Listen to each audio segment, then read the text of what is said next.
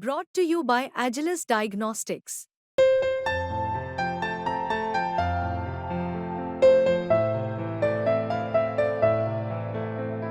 Agilus Diagnostics.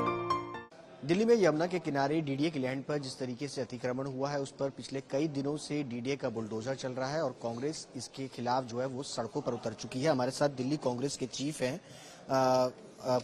Former chief Anil Chaudhary साहब। मैं ये जानना चाहूंगा कि आप जो है वो इस वक्त विरोध कर रहे हैं, लेकिन जब ये बस रहे थे उस वक्त विरोध क्यों नहीं हुआ, ये सवाल। देखिए, आप जिस तरह से अतिक्रमण की बात करें, मैं कहना चाहता हूं आपको यमुना खादर को समझना होगा। जब ये मुल्क आजाद हुआ तो ये यमुना किनारे पूरी एग्रीकल्चर लैंड थी। आज जिस शहर को आप देख रहे हो ये शहर वैसा नहीं था, और शायद मैं भी कल्पना करूं, मेरी भी उम्र इतनी नहीं है, लेकिन आजादी के बाद जो आसपास के गांव थे उनके लोगों को यहाँ के पट्टे दिए गए थे और सरकार ने दिए। उस समय कांग्रेस की सरकार थी। किसानों को पट्टे दिए गए कि इस यमुना के किनारे पे आप सब्जी उगाइए, खेती करिए और अपना लालन पालन करिए। तो यहाँ कब्जा नहीं हुआ, आज तक कब्जा नहीं हुआ है। ये गलत बात कही जा रही है। जो पट्टा जिनके पास था वो किसान थे। धीरे धीरे कुछ मजदूर भी आए किसान के साथ जो पट्टा होल्डर थे वो भी किसान। तो वहां जो एक जमीन होल्डर है जिसको बोलते हैं किसान, और एक मजदूर किसान जो मजदूरी करके अपना खेत में साग सब्जी उगा रहा है, तो ये दो वर्ग हैं और यही लोग रहते हैं। जो आज वहां परिवार रह रहे हैं, इनके पूर्वज भी वहीं रहते थे। 80-90% वो लोग हैं जो सन 1970 से शायद वहां रह रहे हैं, 88 से रह रहे हैं, 90 से पहले रह रहे हैं। और ये हिंदुस्तान के कानून में ये व्यवस्था है।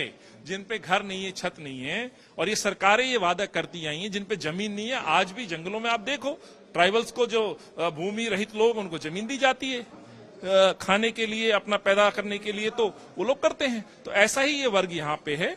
ये कोई झुग्गी माफिया नहीं है, ये सम्मान से वहां रहता है। फ्लड आता है, बाहर आ जाते हैं। हर साल फ्लड में इनके मकान टूट जाते हैं, झोपड़े हैं टेम्परेरी। ये फिर उतर के किसान फिर अपनी जमीन को तैयार करता है और फसलें उगाता है और दिल्ली की लगभग 20 से 25% आबादी के लिए सब्जी वगैरह उगा के सर्व करता है। सो इसको उस दृष्टि से भी देखना चाहिए। कानून की दृष्टि में सही बात है, डीडीए लैंड है, डीडीए ने लड़ा, डीडीए ने प्रूव करने की कोशिश की कब्जा है, लेकिन डीडीए ने यह क्यों नहीं बताया कि दिल्ली के अंदर एक रिहेबिलिटेशन पॉलिसी भी है। दिल्ली के मुख्यमंत्री आगे क्यों नहीं आए कि इनको हम बसाएंगे? क्यों इस तरह का एफिडेविट नहीं दिया कि गरीबों की रक्षा हम करेंगे? क्यों भारत सरकार, देश के प्रधानमंत्री जो प्रथम सेवक अपने आप को बोलते हैं, उनकी नींद क्यों नहीं टूटी? क्षेत्रीय विधायक मनीष सिसोदिया जेल में है, उन्होंने क्यों नहीं सोचा? एमएलए साहब के साथ साथ यहाँ के जो अभी नए नियुक्त जो निर्वाचित हुए सांसद, वो भी नदारद हैं। तो इन गरीबों के लिए जो योजनाएं हैं, उन योजनाओं का हक तो इनको मिलना चाहिए, ये हम बात कर रहे हैं। और जो सरकार ने नहीं किया वो कोर्ट ने कर दिया। कोर्ट ने साफ तौर पर अपने आदेश में कहा है कि डीडीए ठीक है, जो कार्रवाई कर रहा है 2016 में जो कार्रवाई थी आप करते रहिए, लेकिन गरीबों को भी उनका सर्वे करिए। सर्वे के बाद उनको डीसीप को डायरेक्शन दी गई है बाकायदा।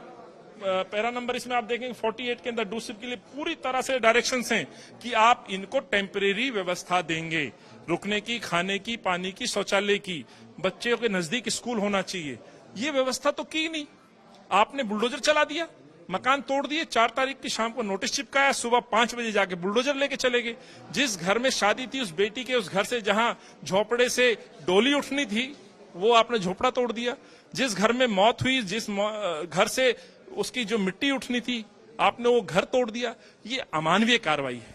मैं जजमेंट का विरोध नहीं कर रहा हूं, मैं डीडीए का, सरकार का जो ये तानाशाही रवैया, मैं उसका विरोध कर रहा हूं। और सरकार से कहना चाहता हूं, हाई कोर्ट के सुझावों को आपने नहीं माना, ये कंटेम्प्ट बनती है। इस पे हम लीगल ओपिनियन ले रहे हैं। लगभग कितने परिवार हैं और अब कांग्रेस की आगे क्या मांग है? देखिए, ये निरंतर तोड़फोड़ का कार्यक्रम पिछले 10 साल से दिल्ली में चला। जब मैं अध्यक्ष था उस समय भी मैंने सैकड़ों प्रदर्शन किए, कोर्ट में भी गए। याद होगा रेलवे ट्रैक के आसपास जो हजारों लाखों लोगों के मकान टूटने थे, जिसको कांग्रेस ने लड़ाई लड़ी और स्टे है। न्यू लक्ष्मी मार्केट में मकान तोड़े गए, उसके लिए भी मैं साक्षी बना, मैं जाके लड़ा। तो इसमें कहना चाहता हूं, अभी 200 झुग्गियों पर यह एक्शन हुआ है, लेकिन यमुना के पूरे यमुना बेल्ट जो दिल्ली के अंतर्गत आता है, डीडीए लैंड पे कहा जा रहा है, ये लगभग 1500 झोपड़ियां हैं जिन पे ये बुलडोजर चलाने का काम करेंगे। यदि ये सरकार ही करती है तो हमारी मांग है कि पहले इनका सर्वे किया जाए, इनका जो पुनर्वास टेम्परेरी ही सही पहले वहां स्थापित किया जाए। स्कूलों के नजदीक बच्चों की व्यवस्था होनी चाहिए, खान पान की व्यवस्था होनी चाहिए।